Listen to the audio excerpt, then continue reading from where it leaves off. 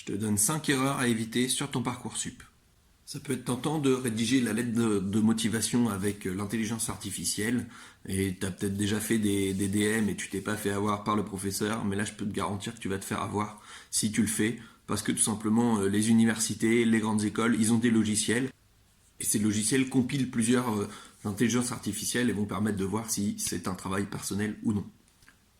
La deuxième erreur que tu peux faire, c'est de faire un copier-coller de ta lettre de motivation si c'est pour des projets différents. Alors, je vais prendre des exemples complètement différents. Donc, pour médecine ou pour architecte, une école d'architecture, bah, évidemment, ça va pas être du tout le même profil de lettre.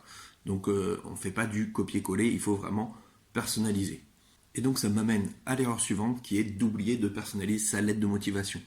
Dans la lettre de motivation, il faut rappeler pour quelle formation est-ce que tu postules, quel est le nom de l'établissement et éventuellement mettre en avant si tu as déjà fait des démarches vis-à-vis de cet établissement. Ça peut être être venu à des portes ouvertes ou même quelquefois ils ont des portes ouvertes en ligne et qui peuvent rester en ligne et que tu peux encore consulter. Donc ça peut être ici un exemple de personnalisation.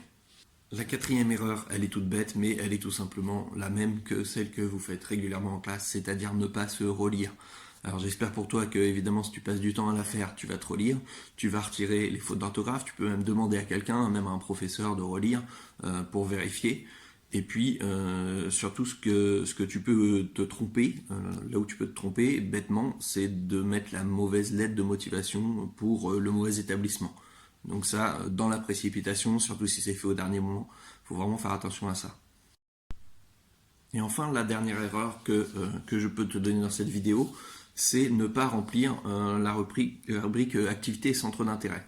Puisqu'en fait, cette rubrique, elle a de plus en plus d'importance et elle permet à certaines écoles, à moyenne égale, avec des appréciations égales, de faire la différence entre un élève qui s'engage, qui fait autre chose que juste d'aller en cours.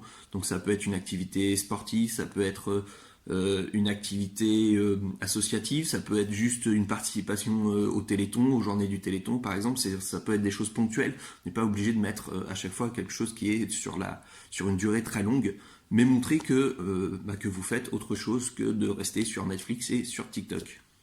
Ces activités et ces centres d'intérêt, ça permet aussi de mettre en adéquation par rapport aux qualités que vous auriez pu mettre en avant dans la lettre de motivation.